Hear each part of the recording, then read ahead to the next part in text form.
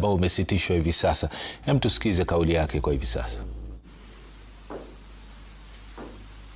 For their life, it will be brought down to a few months. So much as we are saying we want the cost of fuel to come down, all owners of vehicles, private, matatus, owners of plant and equipment must demand the removal of this bad fuel from the market, because it will give us problems as we go along. Let me say that we should not be told that we are having a challenge because of the Strait of Hormuz. Our fuel does not come from Iran. It doesn't go through the Strait of Hormuz. Our fuel is sold by ADNOC in Dubai and Saudi Aramco in Saudi Arabia. That is where the fuel is processed, and therefore this story that we are having a challenge because of the Strait of Hormuz is hot air. The issue, as I've explained, is that William Ruto has loaded very big profit in the landed cost of fuel, and that is the way to deal with it. Let me go to the issues of Turkana that would have sorted out the issues of petroleum in our country. William Ruto and Gulf Energy forced Tullow Oil to surrender the production and prospecting of oil in Turkana to them at a cost of 120 million US dollars, which is equivalent to 15.6 billion Kenyan shillings. And that is why they have added so much profit in the landed cost of fuel to enable them pay this 15.6 billion to acquire full rights in the oil in Turkana. Gulf Oil and William Ruto created a forced debt with the Tullow Oil that they are supposed to pay 350 billion for full ownership, which is a lie. The final price was 120 million US dollars, which is equal to 15.6 billion. The US dollars 250 billion, equivalent to 350 Kenya shillings, billion shillings, is a lie. And this is where the catch is, that in 10 years, every barrel of oil gotten from Turkana will cost 100 US dollars. $85 will go towards paying this forced debt. Effectively, that money will go to William Ruto and Gulf Energy. You are left with 15 shillings, which will be divided 75% to the national government, equivalent to 1,440 shillings.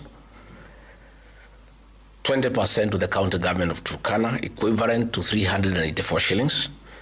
And 5% to the Turkana community, that is 96 shillings. It's pure theft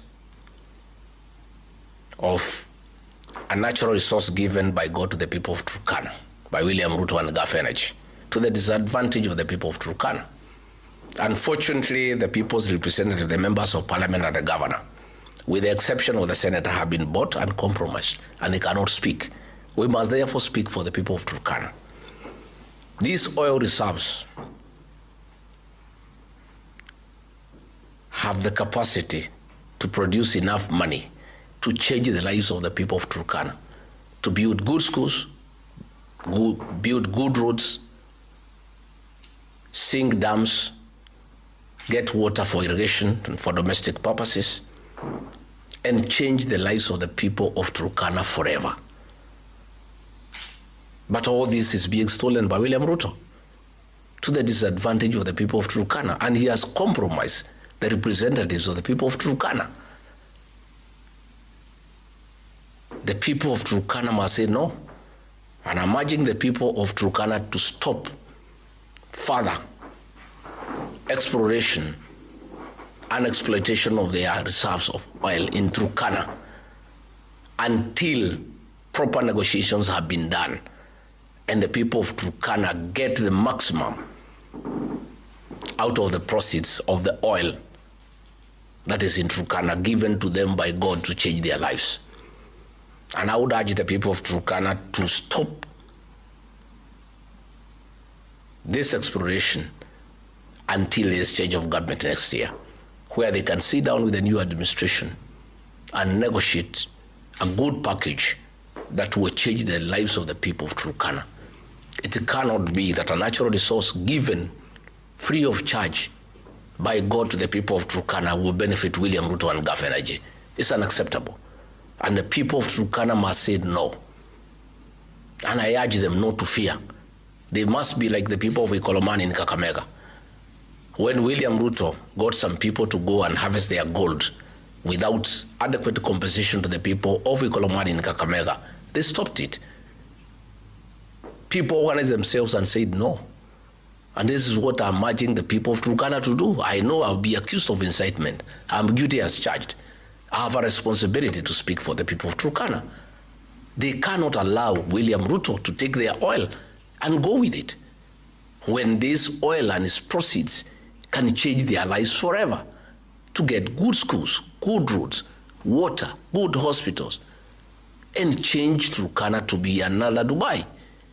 The people of Turkana must rise up to the occasion and say no. Finally, let me say I've heard Hassan Omar of UDA saying that people have been radicalized, and asking what people have done to William Ruto, or what William Ruto has done to the people. I want to say, Hassan Omar, you are the ones radicalizing the people of Kenya. When you ask Churchill to kill the matatu industry and replace it with BTR buses, what are you doing? That is radicalization. The matatu industry employs many people. Many Kenyans have invested in the matatu industry. And you are issuing a public statement asking the Minister for Transport to kill the matatu industry and replace it with the BTR. You are actually radicalizing the matatu owners, the drivers, the touts, and all the people who work out a living from the matatu industry. You are asking what the William Ruto did to people of Kenya, why they are so angry. You should know because you live in Kenya. He abducted and killed their children. People are still in pain. He has levied taxes that are unreasonable to the people of Kenya. He has refused to pay pending bills to the people of Kenya. Their properties are being auctioned. He has made bribery a way of life. He is mocking Kenyans by displaying millions of shillings in public when people have no food on the table. That is what William Ruto has done to the people of Kenya. If you didn't know, I heard you ask that question. I have that answer for you. And you're asking why people are radicalized. It is the government that is radicalizing the people. The kind of statements of P.O. Adai and John Badi are making, the so-called experts, are radicalizing the people of Kenya. And they will be radicalized because that is the way the government wants things to be done. Let me, again, it's my very wish, respond to Kipchumba Murkomen. I've heard him. At any one time, there's a problem in Kenya trying to bring President Uhuru Kenyatta and Rigathi Gachagua. Kipchumba Murkomen, for the record, Uhuru Kenyatta is not the president of Kenya. William Ruto is the president of Kenya. The buck stops with him. He cannot blame Uhuru Kenyatta for mismanaging the country, for destroying a country that was up and running. President Uhuru Kenyatta handed over a country that is working, with a working education system, working health system, with a country that was secure. 4 years down the line, there is no country. You keep on blaming President Uhuru Kenyatta, and you are asking matatu owners, why didn't they go on strike when Uhuru Kenyatta was president? When Uhuru Kenyatta was president, fuel went only to 135 shillings. We are now over 240. The people of Kenya know the difference. And again, Ruto is president. Let him run the country. And you cannot keep on anytime there is a small problem. You start comparing the reign of Uhuru Kenyatta and William Ruto. President Uhuru Kenyatta told the people of Kenya that his then deputy could not be trusted to run a country. We disobeyed him. We refused to buy that argument, I included. We are now paying for that. Uhuru knew because he had stayed with him. So Kipchumba Murkomen, leave Uhuru Kenyatta alone. He is not the president of Kenya. Uhuru Kenyatta is retired.